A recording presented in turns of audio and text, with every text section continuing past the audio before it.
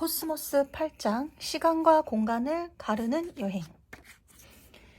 해안에서 부서지는 물결의 출렁임도 따지고 보면 태양과 달의 중력작용이 만드는 조석작용의 결과이다. 태양과 달이 지구에서 멀리 떨어져 있음에 틀림이 없지만 그들이 주는 중력의 영향을 우리는 이곳 지구에서 분명하게 느낄 수 있다. 그러므로 중력은 부정할 수 없는 자연의 실체이다. 큼직한 바위 덩이들이 서로 부딪혀 깨지고 그 조각들이 다시 파도에 부대껴 고운 모래가 되기까지 얼마나 긴 세월이 흘러야 했을까? 멀리 있는 달과 태양은 그 긴 세월 동안 한시도 쉬지 않고 밀물과 썰물에 들고 남을 재촉했을 것이다. 기후변화에 따른 풍화작용도 바위를 부숴 모래로 만드는 데 한몫했겠지만 세월이라는 인내의 도움 없이는 해변의 모래밭은 탄생하지 않았을 것이다. 그래서 바닷가 모래밭은 우리에게 시간의 흐름을 실감케 하고 세상이 인류보다 훨씬 더 오래됐음을 가르쳐준다. 별자리 모양은 공간적으로만 변하는 것이 아니라 시간적으로도 바뀐다. 즉 별자리를 이루는 별들과 관측자의 상대 위치가 바뀌어도 주어진 별자리의 모양이 변하지만 관측자가 한 장소에서 충분히 오랫동안 기다리기만 해도 별자리가 변하는 것을 볼 수 있다. 별들이 무리를 지어 한 덩어리로 함께 움직일 뿐 아니라 때로는 어떤 별 하나가 주위 동료들보다 훨씬 빠르게 달아나기도 하기 때문이다. 그런 별은 본래 있던 별자리를 떠나 결국 다른 별자리로 편입된다. 예를 하나 들어보자. 우주 공간에서는 쌍성계를 이루던 두 별 중 하나가 폭발하여 우주 공간으로 흩어지는 경우가 종종 있다. 이렇게 되면 나머지 동반성은 상대방과 이루던 중력의 속박에서 완전히 벗어나게 되므로 폭발 이전의 궤도 속도로 우주 공간에 내팽개쳐진다. 하늘에도 고무줄 새총이 있는 셈이다. 어디 그것뿐인가. 별도 새로 태어나서 진화하다가 죽어 사라진다.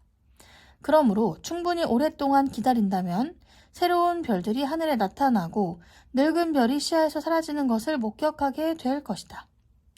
하늘에 그려진 별자리들의 모양은 그래서 아주 천천히 변하다가 결국엔 영영 사라지고 만다. 오리온 자리는 황도 12궁에 속하지 않는 별자리이다. 오리온 자리는 사냥꾼의 모습을 이루고 있는 4개의 밝은 별과 별자리 전체를 사선을 그리며 둘로 나누는 사냥꾼의 벨트 같은 3개의 별로 이루어진 별자리이다. 허리띠에 매달려 있는 듯한 약간 흐릿한 3개의 별은 실은 천문학적 전통에 따르면 오리온의 칼이다. 하지만 세 별들 중에서 가운데 있는 것은 별이 아니라 오리온 성운이라 불리는 별들이 태어나고 있는 거대한 가스 구름이다. 오리온 자리에 있는 많은 별들은 표면 온도가 높고 태어난 지 얼마 되지 않는 매우 젊고 무거운 별이다. 이들은 빠르게 진화하여 초신성이라고 불리는 거대한 폭발 현상을 일으키면서 자신들의 생을 마감할 것이다. 이렇게 무거운 별들이 태어나고 죽는 주기는 몇 천만 년 정도이다. 만일 컴퓨터에서 시간의 흐름을 빠르게 진행시킨다면 많은 수의 별들이 태어나고 극적인 죽음을 맞이하는 오리온 자리의 별들이 마치 밤의 반딧불과 같이 반짝이는 것처럼 보일 것이다. 태양의 가장 가까운 이웃은 켄타우루스 자리에 있는 알파별이다. 그런데 알파 켄타우리, 즉 켄타우스 자리의 알파별은 사실 삼중성계로서 세 별 중에 둘이 서로 마주보고 돌고 나머지 프록시마 켄타우리가 멀리서 이 둘의 주위를 또 공전한다. 가깝다는 뜻에서 유래된 프록시마라는 이름이 붙은 것은 궤도상에서 이 별이 어떤 특정 위치에 올 때 태양에서 가장 가까운 곳에 있는 특별한 별이 되기 때문이다. 대부분의 별들은 이렇게 쌍성계 또는 다중성계의 구성원으로 존재한다. 홀로 떨어져 있는 태양이 오히려 이상한 별이다. 안드로메다 자리 베타별의 영어 이름인 베타 안드로메데는 이 별이 안드로메다 자리의 별들 중에서 두 번째로 밝은 별이라는 뜻이 담겨 있다. 안드로메다 자리 베타별은 태양에서 75광년 정도 떨어져 있으니 현재 우리 눈에 도착하는 별빛의 광자들은 사실 75년 전에 그 별을 떠난 것들이다. 암흑의 성간 공간을 가로질러 우리에게 도착하기까지 75년이 걸렸다는 이야기이다. 실제로 그런 일이 일어났을 것 같지 않지만 만일 그 별이 지난 화요일에 폭발했다 해도 우리는 이 별에서 그런 엄청난 사건이 터졌는지 전혀 알지 못한 채 앞으로 75년을 더 지낼 것이다. 비록 빛의 속도가 매우 빠르다고는 하나 빛이 안드로메다 자리 베타 별에서 지구까지 오는데 75년의 시간이 필요하기 때문이다. 우리의 생각을 과거로 되돌려보자. 금년이 1980년이고 특수 상대성 이론이 태어난 해가 1905년이니 지금 막 우리에게 도착한 광자가 안드로메다 자리 베타별을 떠났을 때쯤 지구에서는 스위스 특허청에서 공무원을 일하던 알베르트 아인슈타인이 당시로는 지극히 획기적인 특수 상대성 이론을 발표하고 있었을 것이다. 공간과 시간은 서로 얽혀 있다. 시간적으로 과거를 보지 않으면 공간적으로 멀리 볼 수가 없다. 지금 이 순간에 우리가 공간적으로 멀리 떨어져 있는 어떤 천체를 들여다보고 있다면 시간적으로 그 천체의 과거 모습을 보고 있는 것이다. 빛이 빠르게 움직이는 것은 틀림없다. 그러나 별 사이에 텅 비어있고 서로 아주 멀리 떨어져 있다. 75강년이라는 거리도 천문학적 척도에서 볼 때에 매우 가까운 이유까지의 거리에 불과하다. 태양에서 우리 은하의 중심까지가 약 3만 광년이고 우리 은하에서 가장 가까운 나선 은하인 안드로메다 자리의 M31까지는 200만 광년이나 된다. 오늘 우리가 M31에서 보는 빛이 지구를 향해 출발했을 당시 지구에는 인간이 단 한 명도 없었다. 우리 조상들이 빠르게 지나고 있기는 했겠지만 말이다. 지구에서 가장 멀리 떨어진 퀘이사까지의 거리는 80억 내지 100억 광년이다. 오늘날 우리가 보는 그들의 모습은 사실 우주 먼지가 뭉쳐 지구가 되기 전, 심지어 우리 은하가 만들어지기도 전의 상황이다. 지구에서 여태껏 발사된 물체들 중에는 그래도 가장 빨리 움직이는 것이 2대의 보이저 우주선이다. 지금은 광속의 약 1만 분의 1의 속도로 움직이고 있다. 그렇다고 하더라도 태양에서 가장 가까운 거리에 있다는 켄타우로스 자리 알파별까지 가는 데에도 4만 년이 걸린다. 그렇다면 적정 기간 이내에 이 별까지 간다는 것이 과연 실현 가능한 일인가? 도대체 무슨 짓을 해야 광속에 버금가는 속도로 움직일 수 있을까? 빛이 그리고 광속이 무엇이기에 우리가 빛보다도 더 빨리 움직일 수 있는 날이 우리에게는 오기나 할 것인가? 만일 당신이 1890년대 토스카나의 시골 벌판을 거닐 수 있다면 고등학교를 중도에 그만두고 머리를 길게 늘어뜨린 채 파비아로 향해 걸어가던 한 10대 소년을 만날 수 있을 것이다. 그는 프러시아에서 선생님들로부터 내가 커서 도대체 뭐가 되겠니? 라든가 내 질문이 수업 분위기를 망친다 라거나 또는 학교를 그만두고 나가는 편이 차라리 나을 것 같다라는 등의 폭언을 듣고 낙담한 학생이었다. 그는 프러시아의 엄격한 분위기에서 벗어나 자유를 즐기기 위하여 정말로 학교를 그만두고 북부 이탈리아를 방랑하고 있었던 것이다. 규율이 엄격했던 프러시아의 교실에서 배운 것들과는 전혀 다른 문제들을 그는 그곳에서 곰곰이 그리고 주의 깊게 생각할 수 있었다. 그가 바로 알베르트 아인슈타인이라는 이름의 소년이다. 그리고 그가 이 들판에서 즐겼던 생각들이 나중에 생각을 완전히 바꾸어 놓았다.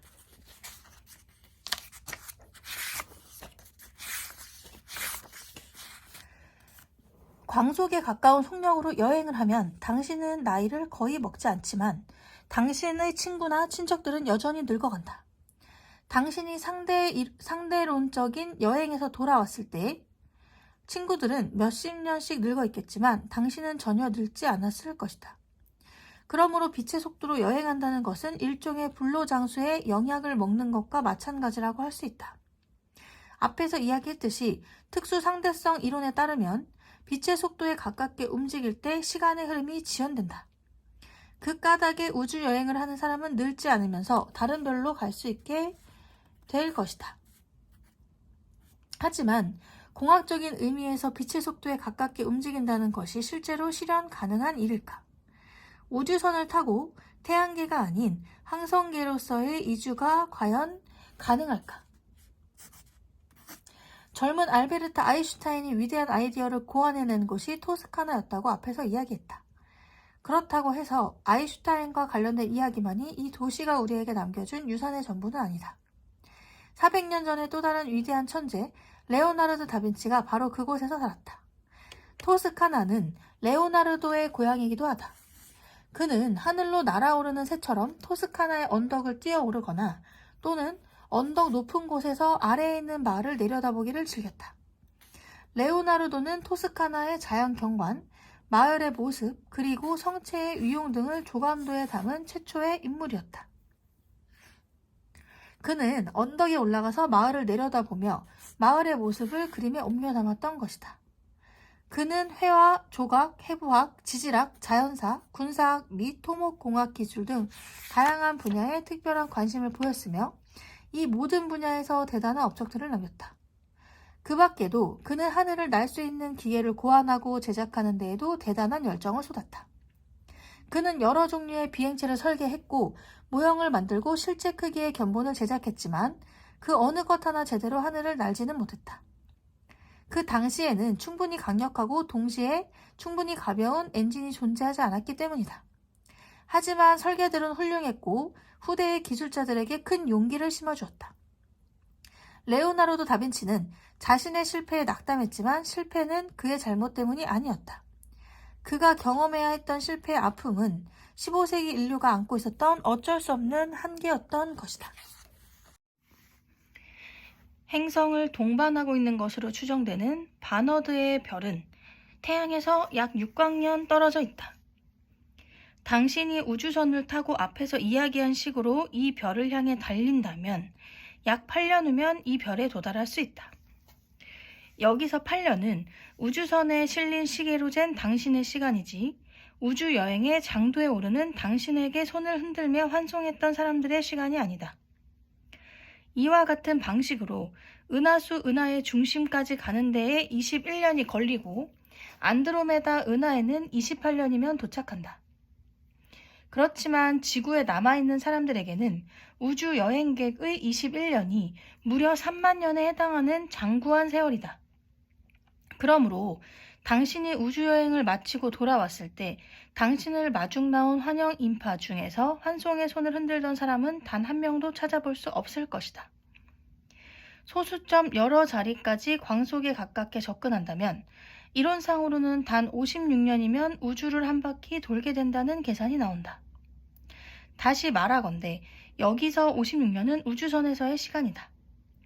지구인의 시간으로는 수백억 년에 해당하는 시간이다. 사실 우주여행에서 돌아올 때쯤이면 지구 자체가 없어졌을 것이다.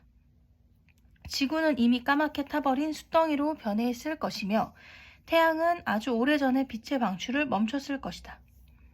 이와 같이 상대론적 우주여행은 고도로 앞선 문명에게는 우주 전역에 접근할 수 있는 실질적 방안을 마련해 줄 것이다. 그렇지만 어디까지나 우주선을 타고 움직이는 사람들에게만 실현 가능한 방안이다. 우주 여행객이 제한된 시간 안에 이렇게 우주의 구석구석을 전부 돌아볼 수 있다 손치더라도 아직도 문제는 남아있다. 지구에 있는 가족에게 그 어떤 정보도 광속 이상의 속력으로 보낼 수 없다는 문제 말이다. 이제껏 존재하지 않았던 세계를 탐험한다는 것은 생각만으로도 가슴 설레는 일이다. 그러한 곳을 찾아가 보아야만 역사가 어떻게 만들어지는지를 진정으로 이해하게 될 것이다. 즉 이제 역사도 경험 과학의 영역이 되는 것이다. 플라톤, 사도 바울, 표트르 대제와 같은 세계사의 주요 인물들이 없었다면 이 세계는 과연 어떻게 달라졌을까? 고대 이오니아 그리스인들의 과학 전통이 살아남아 발전했더라면 또 어떻게 됐을까? 역사를 바꾸는 데에는 예를 들어 노예제도를 자연스럽고 정당하게 받아들이는 여론을 압도할 만한 어떤 강력한 시대적 요구와 같은 것들이 필요하다. 그런데 2500년 전 동지중해를 밝힌 등불이 꺼지지 않았더라면 어떻게 되었을까? 또 산업혁명이 있기 2000년 전에 이미 과학적 방법론 및 기술과 공학에 대한 선구적인 개념이 있었다면 어떤 변화가 있었을까? 더 나아가 이렇게 진보된 생각들을 그 시대가 아주 자연스럽게 받아들였다면 또 어땠을까? 그런 경우라면 아마 인류 역사는 1000년 내지 2000년을 앞당겨져 진보했을 것이다. 레오나르도 다빈치의 발명과 알베르트 아인슈타인의 과학적 업적 또한 1000년 내지 500년 가까이 앞당겨졌을지도 모른다. 그렇게 형성된 또 하나의 지구에서는 레오나르도 아인슈타인과 같은 인물이 태어나지 않았을 것이다. 그 외에도 너무나 많은 것들이 달라져 있을 것이다. 남성이 한번 사정할 때 수억 개의 정자가 나오는데 이 중에서 오직 하나의 정자만이 다음 세대의 생식을 위해 선택된다. 그런데 바로 이 선택을 통해서 그 다음 세대의 육체적, 정신적인 특징들이 결정되는 것이다.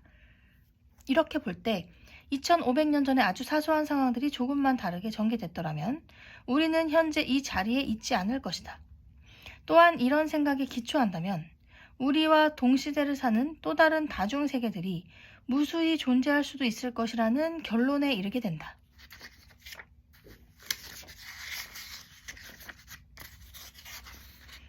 별 주위에서 행성을 찾아낼 수 있는 방법이 여러 가지 개발되고 있다. 그 중에 하나가 인위적으로 식을 일으키는 것이다. 우주 망원경 앞에 차폐 원반을 설치하여 중심별에서 오는 빛을 살짝 가리면 행성 표면에서 반사된 중심별의 빛을 알아볼 수 있다. 차폐 원반으로 중심별을 가리기 전에도 반사된 빛이 우리에게 도달했음에는 틀림이 없으나 중심별의 광채가 워낙 휘황하기 때문에 그 속에 완전히 파묻혀 따로 식별할 수가 없었던 것이다. 달의 어두운 면의 경계를 이용하면 차폐 원반의 효과를 거둘 수 있다. 우리는 수십 년 이내에 태양 근처에 있는 수백 개의 별들 중에서 과연 어느 별들이 묵직한 행성들을 거느리고 있는지 확인할 수 있을 것이다. 지금까지 보아왔듯이 시간과 공간은 서로 밀접하게 얽혀 있다. 별, 행성과 같은 세계 또한 우리 인간들처럼 태어나서 성장하고 결국 죽어서 사라진다. 인간 수명이 수십 년 정도인데 비하여 태양의 수명은 인간의 수억 배나 된다. 별들의 일생에 비한다면 사람의 일생은 하루살이에 불과하다. 단 하루의 무상한 삶을 영위하는 하루살이들의 눈에는 우리 인간들이 아무것도 하지 않으면서 그저 지겹게 시간이 가기만을 기다리는 한심한 존재로 보일 것이다. 한편 별들의 눈에 비친 인간의 삶은 어떤 것일까? 아주 이상할 정도로 차갑고 지극히 단단한 규산염과 철로 만들어진 작은 공 모양의 땅덩어리에서 10억 분의 1도 채 안 되는 짧은 시간 동안만 반짝하고 사라지는 매우 하찮은 존재로 여겨질 것이다. 우리와 다른 세계에서도 그들의 미래를 결정할 일들이 계속해서 벌어지고 있을 것이다. 그리고 현대 지구인은 2500년 전 신비주의와 대결해야 했던 이오니아 학자들이 경험한 바와 비슷한 정도로 중요한 역사적 전환점에 서 있다. 우리가 우리의 세상을 지금 어떻게 하느냐가 그 영향이 앞으로 수백 년의 세월에 걸쳐 전파되어 결국 우리 후손들의 운명을 좌우하게 된다. 그때까지 우리 후손들이 저 수많은 별들 어디엔가 살고 있다면 말이다.